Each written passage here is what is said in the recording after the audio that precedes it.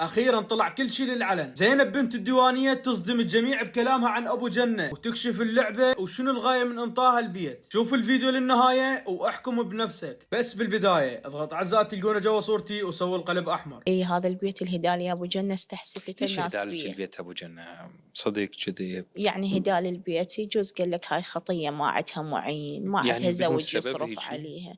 اي بدون سبب، والله حتى اعلان ما طلب من الرجال. ما حط لك شروط والله لا حط جاهزية له تصورين شروط، البيت؟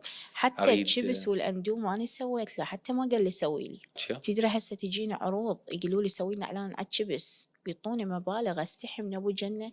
اقول هدالي بيت خاف فشله انه هاني اروح اسوي. الكل كان يتوقع اكو لعبة بالموضوع، والناس بدأت تتألف قصص وتقول اكو غاية ورا سالفة البيت. منو تتوقعون المنافس او صاحب المعمل اللي يحاول يغري زينب حتى تنشر له تشبس؟ كتبوا لنا بالتعليقات، ولا تنسون تسوون اعادة نشر للفيديو وتاك زينب وابو جنة.